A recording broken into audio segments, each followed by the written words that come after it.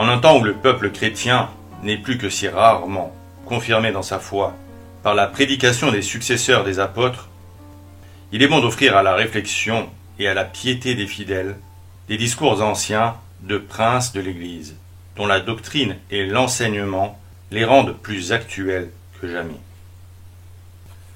Dans ce cadre, j'ai souhaité vous lire un texte du cardinal Pie, intitulé « Instruction pastorale sur les malheurs actuels de la France », prononcé pour le carême 1871.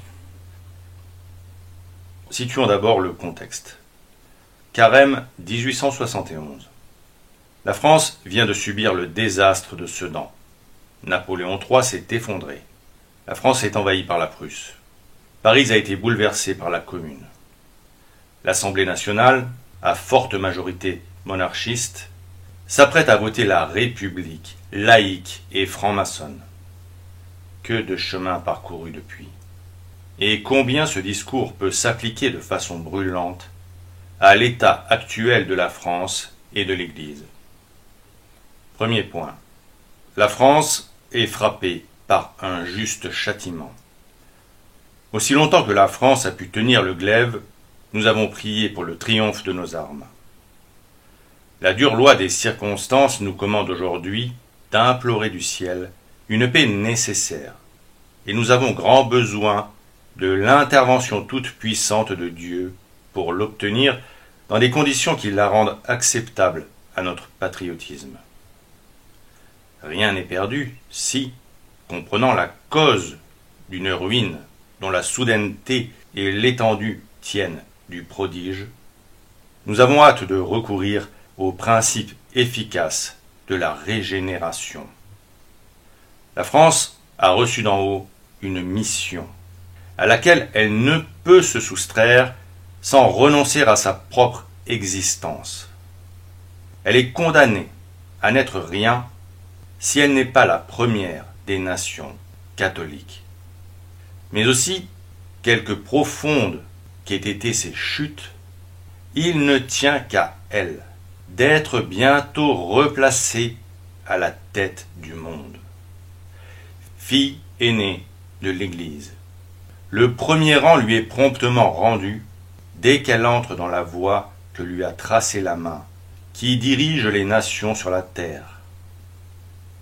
Pour qui connaît l'histoire de notre pays, l'abîme où nous sommes descendus n'est pas plus affreux que celui d'où la France du passé est remontée plus d'une fois. Il nous suffit, hélas, de prononcer le nom de notre cité pour rappeler un désastre non moins extrême que celui auquel nous assistons. Après la bataille de Poitiers, on put craindre que la France fût asservie à jamais au sceptre de l'étranger. La déroute de Maupertuis avait cela de honteux que notre armée était très supérieure en nombre à l'armée ennemie. À part de glorieuses exceptions, parmi lesquelles il faut ranger le roi et une partie de sa noblesse, le courage fit défaut, autant que l'habileté et la discipline. Jamais on n'avait vu les Français fuir devant un adversaire aussi faible, et montrer tant de pusillanimité après avoir étalé tant de jactance. La conséquence de cette défaite, que tous considèrent comme une juste punition de Dieu, ce fut la captivité du monarque, l'occupation d'une grande partie du royaume par les étrangers, le reste du territoire livré aux factions et ravagé par le brigandage, l'autorité souveraine méconnue par des assemblées de mutins, les princes engagés dans des compétitions et des intrigues, la capitale en proie à l'anarchie. La voie de la religion, comme celle des lois, dépourvues de vertu et de sanctions. Toutes les ressources du pays épuisées, toutes les forces de la nation tournées contre elle-même. À la nouvelle de cette catastrophe, le chef de la chrétienté, français par le cœur comme par la naissance, français surtout par le sentiment de la solidarité qui unissait déjà depuis des siècles les destinées de l'Église aux destinées de la France, Innocent VI, épancha sa douleur dans des lettres où sa sensibilité sur les maux de notre patrie paraît à découvert.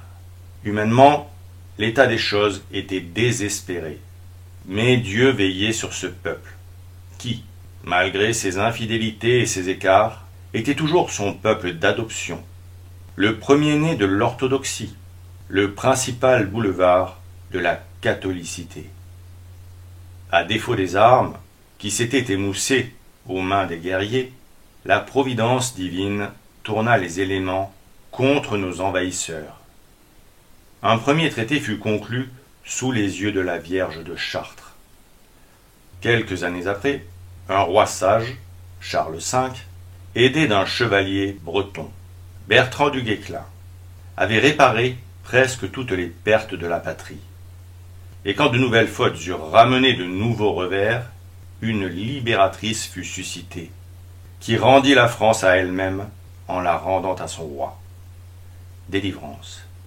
Délivrance qui fut le point de départ d'une série de prospérités souvent ininterrompues, jusqu'au jour où la monarchie française, forte enfin de sa grande unité nationale, atteignit l'apogée de sa puissance et de sa gloire. Ce n'est donc pas la première fois que la fortune militaire de la France a pâli, et ces éclipses militaires n'ont servi qu'à la faire briller, après quelque temps, d'un plus vif éclat. Pour les peuples, comme pour les particuliers, l'adversité est une école puissante et salutaire. L'essentiel est que nous rendions l'expiation profitable et féconde en reconnaissant d'où partent les coups qui nous atteignent, et en soumettant humblement à Dieu nos intelligences comme nos volontés. Deuxième point. L'impiété est le plus grand des crimes. Assurément, vous n'êtes pas de ceux qui se croient purs de toute faute, et qui se demandent ce que Dieu peut avoir à reprocher à notre génération. Vous confessez volontiers que, par ses pensées, par ses paroles, par ses œuvres, et surtout par ses omissions, notre siècle a péché. Toutefois, en comparant notre temps à celui que je viens de rappeler, peut-être trouvez-vous que le rapprochement est à notre avantage, attendu que si nous n'avons pas pris toutes les vertus de cette époque, nous n'en avons pas non plus tous les vices. Peut-être aussi que les rigueurs de Dieu, considérées en leur application, sont une épreuve pour votre foi en même temps qu'une énigme pour votre raison, attendu qu'elles tombent également et quelquefois, préférablement, sur ceux qui les ont le moins mérités. Nous irons au-devant de ces préoccupations de votre esprit. Répétons-le d'abord. Il n'est donné à aucune balance humaine, mais à la seule balance de Dieu, d'établir la proportion exacte entre la moralité du présent et celle du passé. Mais en ce qui est de la gravité respective de tel ou tel péché, nous possédons des principes certains. Le mal moral, comme le mal physique, se discerne et se gradue d'après le genre et l'espèce. Notre docteur Saint-Hilaire, au début de son commentaire des psaumes, commence par établir une distinction fondamentale expliquant ses premières paroles. Bienheureux l'homme qui ne s'en est point allé dans le conseil des impies, et qui ne s'est point arrêté dans la voie des pécheurs. Il y a, dit-il, une différence considérable entre l'impiété et le péché. Par la grâce de Dieu, tout pécheur n'est pas impie, parce que tout péché n'est pas impiété. Au contraire, l'impie ne peut pas n'être point pécheur, attendu que l'impiété implique par elle-même le plus grand péché. Le saint évêque éclaircit la chose par un exemple. Un fils est vicieux, il est déréglé, il est prodigue, mais il aime et respecte son père. Au milieu de cela, il n'est pas exempt de fautes, mais il n'offense pas la vertu de piété filiale. Les impies, au contraire, sont ceux qui, tout en demeurant peut-être réguliers quant à plusieurs points principaux de conduite, excèdent cependant sur les simples pécheurs par l'outrage direct envers le Père céleste. Il en est beaucoup, poursuit l'illustre commentateur, qui, séparés de l'impiété par la confession du vrai Dieu, ne sont cependant pas à l'abri du péché, qui demeurent dans le giron de l'Église, mais n'observent pas la discipline de l'Église, cédant à l'appât de l'argent, de la bonne chair, de la volupté, de l'orgueil, du mensonge, du larcin, que sais-je. La pente de notre nature corrompue nous pousse à ces vices. Mais si nous ne pouvons pas n'être point placés sur ce chemin, c'est notre devoir de n'y pas demeurer, de n'y pas stationner. Bienheureux donc l'homme qui ne s'est point arrêté dans la voie des pécheurs, où le porte un instinct dépravé, mais d'où le retire le sentiment de la foi religieuse et le secours de Dieu.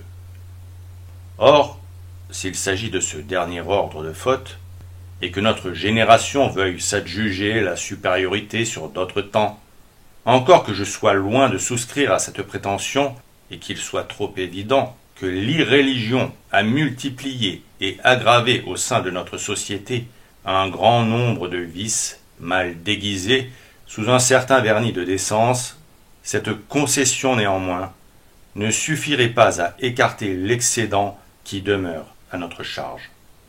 En effet, vous l'avez entendu d'une bouche irrécusable. Lors même qu'ils se maintiennent dans les grandes lignes de la continence et de la sobriété, le crime des impies enchérit sur tout autre crime, parce qu'il est un outrage personnel au Père que nous avons dans les cieux. Ces impies, ce sont ceux qui ne s'occupent pas de connaître Dieu, qui croient que ce monde n'a pas eu besoin d'auteur, et qu'il est le résultat de combinaisons fortuites, qui, afin d'écarter toute responsabilité morale et de n'avoir aucun compte à rendre au Créateur, prétendent être nés des forces de la nature, pour rentrer dans le néant en vertu des mêmes lois.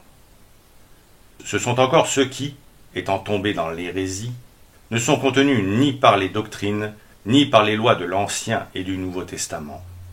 Mesurant Dieu, non d'après les déclarations authentiques de sa propre parole, mais d'après les données arbitraires de leur propre volonté, comme s'il y avait moins d'impiété pour la créature à faire un Dieu à sa fantaisie qu'à le nier.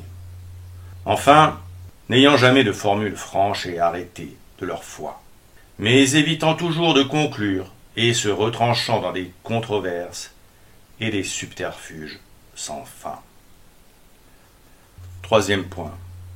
L'impiété est devenue un crime social. N'est-il pas trop manifeste que le nombre de ces impies s'est étendu parmi nous, et qu'il a prodigieusement grandi dans les temps modernes, et, ce qui est infiniment plus injurieux pour Dieu et plus pernicieux pour la terre, n'est-il pas trop établi que, sous plusieurs de ces aspects, le crime d'impiété n'est plus seulement le crime des particuliers, mais qu'il est devenu le crime de la société. Il a été apporté en fait plus ou moins de restrictions à l'application du principe. Mais le principe posé à la base de tout le moderne édifice social, ça a été l'athéisme de la loi et des institutions. Qu'on le déguise sous le nom d'absentéisme, de neutralité, d'incompétence, ou même d'égale protection. Qu'on aille jusqu'à le contredire par quelques dispositions législatives de détail ou par des actes accidentels et secondaires, le principe d'émancipation de la société humaine par rapport à l'ordre religieux reste au fond des choses. Il est l'essence de ce qu'on appelle les temps nouveaux. Et quand l'Antiquité païenne, par la bouche des sages de la Grèce et de Rome, avait dit qu'on bâtirait plus aisément une ville en l'air qu'une société en dehors du culte des dieux, le catholicisme, qui est la seule religion du Dieu véritable, s'est vu obstinément rejeter des fondements de la chose publique par un peuple de baptisés. Or, parce que l'être souverain ne peut rien opérer qu'en dehors de lui-même et de sa gloire, en particulier parce qu'étant Dieu, Il veut être exalté non seulement dans le secret des âmes, mais dans la vie publique des nations, parce qu'il entend être glorifié non seulement au ciel, mais sur la terre et dans les institutions terrestres. Enfin, parce qu'il demande davantage au peuple auquel il a donné plus de marques de sa confiance et de son amour, et que la nation française est par excellence la nation du Christ. Pour toutes ces causes, l'impunité ne sera jamais acquise longtemps à la France lorsqu'elle marchera, comme nation, dans les voies de l'infidélité et de l'apostasie, et qu'elle immolera les droits sacrés de Dieu aux prétendus droits de l'homme. Aucun des régimes qu'il lui plaira de se donner ne pourra durer. Le moindre souffle les renversera les uns après les autres. Leur expulsion sera l'affaire d'un instant. Ainsi sont tombés tous les pouvoirs que nous avons vus se succéder dans les mêmes conditions. Un simple choc les a jetés par terre, parce qu'ils n'avaient pas en eux la puissance de tenir debout. Quatrième point, les silences coupables. La pierre d'achoppement, pour un grand nombre d'intelligences, c'est le triste sort fait aux gens de bien par ces calamités mêmes qui ont pour objet de châtier et de corriger le mal. Saint Augustin, après avoir reproduit ces récriminations sous toutes leurs formes, a pris soin d'y répondre avec toute la clarté, toute la force et toute l'abondance de sa doctrine. Il nous faudrait transcrire ici plusieurs chapitres entiers de son premier livre de la Cité de Dieu. Mais il est un point sur lequel nous aurions à insister avec le saint docteur. Outre que rien n'arrive aux hommes de foi et de piété qui ne leur tourne à bien, outre que les souffrances des justes contiennent une vertu méritoire et satisfactoire qui fait tout le prix de ces holocaustes et qui peut seule apaiser la justice divine, outre que les vies les plus intègres ne sont pas tellement exemptes de fautes personnelles, qu'elles ne doivent participer aux expiations temporaires d'ici-bas, n'arrive-t-il pas trop souvent aux chrétiens de se rendre complices des égarements et des fautes de leur temps, soit par un silence pusillanime, soit même par un assentiment de complaisance à ce qui est contraire à la vérité. Devant ces excès d'orgueil et de licence, devant ces iniquités et ces impiétés exécrables qui attirent à la terre les coups terribles et écrasants dont Dieu l'a menacé par ses prophètes, est-il commun de trouver sur les lèvres des chrétiens les énergiques réprobations que l'amour de Dieu et de la vérité commande?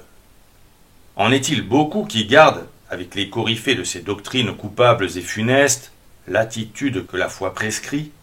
Non qu'on ne puisse et qu'on ne doive user de ménagements charitables et se garder d'un zèle indiscret et inopportun, mais ces égards ont leurs bornes. Or, ce ne sont pas seulement les chrétiens d'une trempe plus faible, les hommes engagés dans la vie conjugale et dans les devoirs de la famille et de la propriété, à qui diverses considérations humaines ôtent le courage de résister en face au mensonge et à l'iniquité.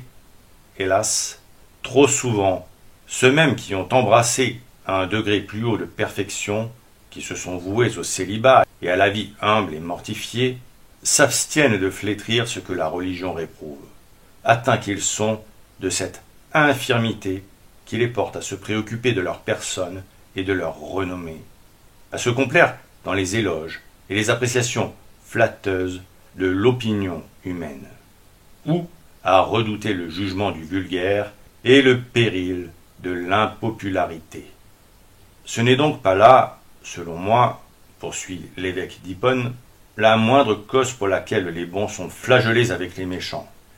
Et, en cela, une part non seulement égale, mais beaucoup plus considérable, revient à ceux dont il est dit par la bouche du prophète « Cet homme mourra dans son péché, mais je demanderai compte de son âme aux gardiens constitués par lui. » Car ces gardiens sont préposés à la conduite des peuples, dans les diverses églises, avec le devoir de flétrir inexorablement le mal et de ne le point épargner.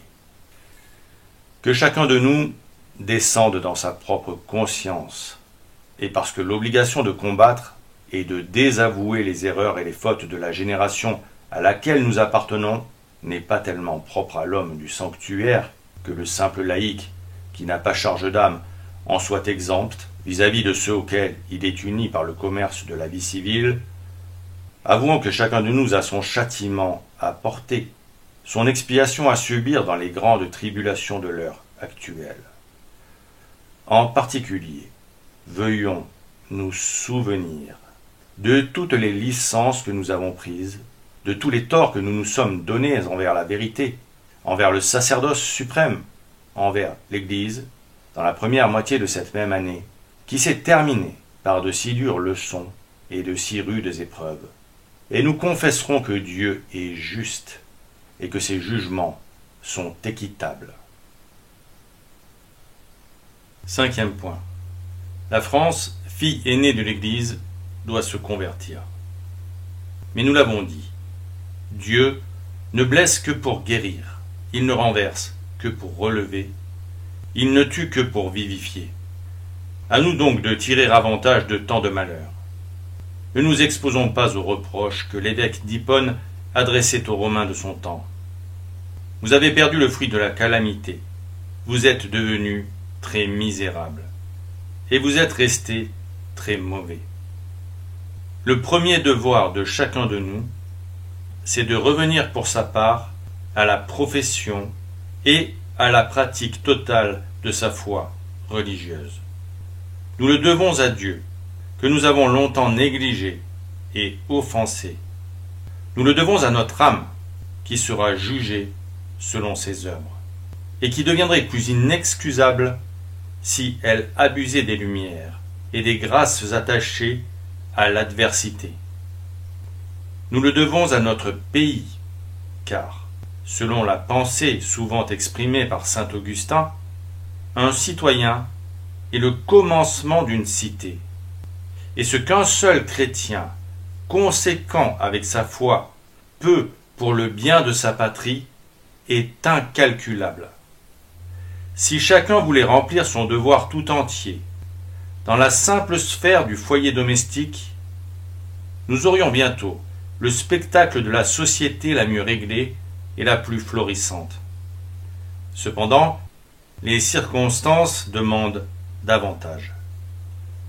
Tout cela, et ils sont nombreux, qui sont ou qui seront investis parmi nous du rôle d'hommes publics, porteront désormais sur leur front le stigmate de l'incapacité ou de la trahison s'ils ne savent ni comprendre ni exécuter ce que réclame impérieusement la cause plus que jamais indivise de la religion et de la France. Ce qui avait été dit à Israël sur le seuil de la terre promise a été répété au peuple choisi de la loi nouvelle. Le Seigneur t'établira à la tête et non à la queue des nations. Ta place sera d'être toujours au-dessus, jamais au-dessous, à la condition pourtant que tu entendras les commandements du Seigneur ton Dieu, que tu les garderas et les mettras en œuvre. Et de fait, à travers des alternatives heureuses ou malheureuses, selon que prévalaient les péchés du peuple ou la miséricorde de Dieu, le second Juda, le royaume très chrétien de France, a promptement conquis, et il a conservé pendant une longue suite de siècles le premier rang dans le monde. Toujours en avant, et jamais à la remorque des autres peuples. Toujours en dessus, jamais en dessous. Pourquoi faut-il que nous soyons présentement réduits à le reconnaître, avec l'ancien Israël devenu prévaricateur et subissant la peine de sa prévarication? Or, voici que nous sommes en dessous et non pas en dessus. Et la raison de ce renversement de fortune, c'est que nous avons manqué au Seigneur notre Dieu en n'obéissant pas à sa voix. C'est que nous avons abandonné des intérêts dont nous étions constitués les gardiens et les protecteurs. C'est que de missionnaires de la vérité, nous nous sommes faits les propagateurs du mensonge. C'est que nous avons éteint, ou du moins laissé obscurcir entre nos mains, le flambeau que nous devions faire briller au loin. Voilà pourquoi nous avons perdu aujourd'hui notre rang. Voilà comment nous sommes temporairement au bas et non plus au haut de l'échelle politique. Mais le Fils de Dieu, le Verbe incarné, a fait avec son peuple de prédilection une alliance durable. Il est écrit en tête de la charte originelle de notre nation « Vive le Christ, qui aime les Francs ». Cet amour est trop profond. Il date de trop loin. Il a trouvé dans le passé trop de correspondances et il garde encore de trop puissants échos dans les cœurs des Français pour se laisser déconcerter et vaincre par nos infidélités passagères. N'entendez-vous pas l'Église entière, qui, de toutes les régions de la terre, exprime sa douleur de nos maux, et fait des vœux pour notre délivrance et notre triomphe? N'entendez-vous pas le chef de l'Église, qui suit, jour par jour, avec la sensibilité d'un cœur paternel, la progression de nos revers, et qui, malgré tout, ne fonde que sur les miséricordes de Dieu envers nous, l'espoir et le gage du secours divin pour lui-même.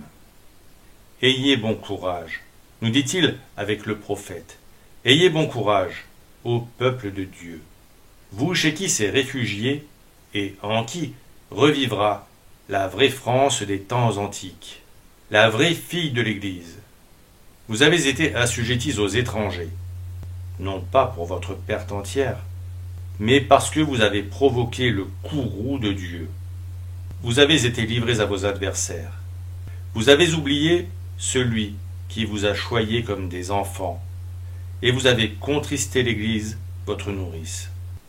Mes enfants, souffrez avec patience la colère qui est tombée sur vous. Votre ennemi vous a poursuivis à outrance, mais vous verrez bientôt sa perdition, et vous remonterez par-dessus sa tête. Les mauvais qui vous ont nui périront, et ceux qui se sont applaudis de votre ruine seront châtiés. Et la joie que votre rival a montrée de votre renversement et de votre chute deviendra la mesure de sa propre désolation. Encore une fois, ayez bon courage, ô mes fils, criez au Seigneur, et celui qui vous a conduit pendant tant de siècles se souviendra de vous.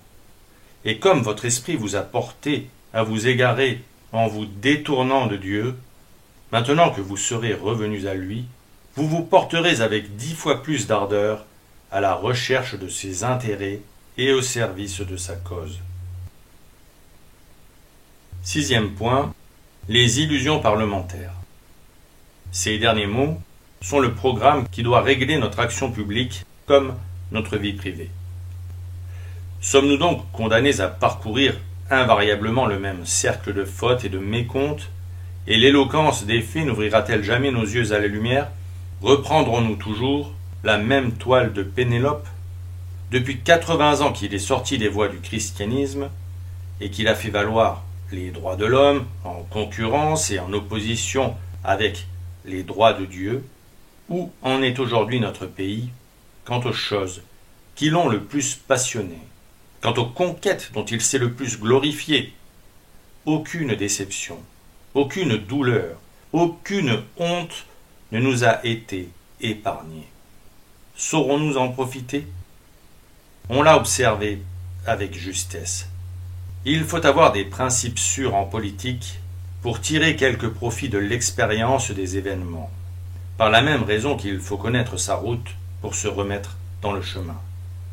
J'entends dire, il est vrai, que la France, ayant donné son mandat à une assemblée d'hommes dignes de sa confiance, est entrée en possession d'elle-même, et que, redevenue juge et maîtresse de ses propres destinées, elle va, moyennant la constitution d'un grand parti libéral, moyennant le faisceau de tous les éléments honnêtes, de toutes les forces vives du pays, pourvoir enfin elle-même à son propre salut. J'aime à partager cette confiance, si toutefois la pierre angulaire et fondamentale n'est pas encore une fois répudiée ou seulement écartée par ses architectes, je ne dirai pas nouveaux, mais la plupart déjà connus et jugés à l'œuvre. La réunion des mandataires du pays, cela n'est pas douteux, était devenue la ressource suprême et nécessaire. Plaise à Dieu de l'assister et de la protéger contre toute défaillance, car nous ne saurions l'oublier, si la convocation, les discussions et les délibérations d'une chambre étaient un préservatif ou un remède toujours efficace, notre pays n'aurait pas traversé tant de vicissitudes et ne serait pas réduit à de si désolantes extrémités. L'armée française, depuis un siècle, a subi seulement 3 ou 4 échecs. Hélas, la représentation nationale n'a compté que des défaites. Et, quelles que soient les apparences et les impressions du moment, l'esprit militaire est beaucoup moins compromis parmi nous que l'esprit parlementaire ou politique. Prions donc pour que la force qui s'appuie sur la vérité des principes et qui naît de la conviction religieuse prenne la place de ces fictions et de ces habiletés dont l'insuccès n'est que trop démontré. Chaque chose, dit Bossuet avec sa grande simplicité, commence à goûter le repos quand elle est dans sa bonne et naturelle constitution. Si le législateur, dit à son tour Jean-Jacques, avec plus d'apprêt et d'emphase, établit un principe différent de celui qui naît de la nature des choses, l'État ne cessera d'être agité jusqu'à ce qu'il soit détruit ou changé, et que l'invincible nature ait repris son empire. Réserver l'action pour l'avenir serait une faute. Réserver la vérité en serait une plus grande encore. Car si l'on croit devoir surseoir aux principes, écarter les doctrines, les actes seront une fois de plus ce qu'ils ont été et ce que nous les avons vus depuis que nous avons âge d'homme. De mauvais expédients du quart d'heure, des évolutions dans la révolution, phase nouvelle du désordre religieux et moral que quelque courte durée d'ordre matériel fait envisager, à leur commencement, comme une ère de restauration sociale. Cela peut satisfaire les hommes qui ont encore devant eux quelques années d'existence, durant lesquelles ils veulent être ou redevenir quelque chose. Cela ne satisfait ni les droits de Dieu, ni les intérêts des peuples. Dans tous les cas, il n'y aura rien à espérer de ces paroles vagues et creuses, de ces banalités sonores, dont ont charmé et endormi, dans leur berceau ou sur leur lit de mort, tous les régimes disparus. Il est toute une collection de mots qui ne disent plus rien, à force d'avoir été à l'usage de tous les partis divers qui leur ont fait dire ce qu'il leur a plu. Un penseur des premières années de ce siècle en demandait déjà l'expulsion du vocabulaire des hommes sérieux. Ce sont, disait-il, des expressions à double entente, où les passions trouvent d'abord un sens clair et précis sur lequel la raison s'efforce en vain de les faire revenir par de tardives explications. Les passions s'en tiennent au texte et rejettent le commentaire. Hélas, même parmi les gens de bien, beaucoup de nos contemporains ont été touchés, sinon flétris par le vent mauvais de leur siècle. Esprit trop dépourvu de doctrine, ou trop impatient du succès, pour opposer une résistance soutenue aux opinions dominantes. Or, quiconque est atteint de cette faiblesse n'appartiendra jamais à la race des hommes par qui le salut peut être opéré en Israël. Nous sera-t-il permis de le dire? La franchise est la première qualité qui doivent briller en cette occasion chez ceux qui auront l'honneur de représenter le peuple franc. Les députés du pays savent quels sentiments, quels besoins ont déterminé le vote des populations. Moins ils se montreront hésitants, plus ils auront chance d'obtenir l'allègement de nos sacrifices. Le vainqueur cédera de ses exigences, selon qu'il nous trouvera plus fermes et plus déterminés. Qu'on nous épargne les longs discours. Ce n'est pas l'heure de parler, c'est l'heure de faire, parce que tout a été détruit dans l'ordre matériel et moral. qu'on ne se livre point à de futiles appréhensions, qu'on ne perde pas le temps en explications 100 fois reprises et convenues d'avance. Qui dit pouvoir chrétien dit pouvoir tempéré par la religion et par les lois, par les institutions et par les mœurs. Mais, sous quelque forme que le pouvoir se relève, qu'il soit plus ou moins populaire ou monarchique, la condition à laquelle il sera donné à la France de retrouver son ascendant dans le monde n'est pas autre que celle qui fut intimée autrefois par Daniel. Ton règne te sera rendu après que tu auras reconnu que la puissance ne vient pas de l'homme, mais du ciel. Et, moyennant que tu saches que le Très-Haut domine par-dessus la royauté des hommes. Prions, afin que cet acte de foi jaillisse de nos cœurs sur nos lèvres, et qu'il passe des paroles dans les faits.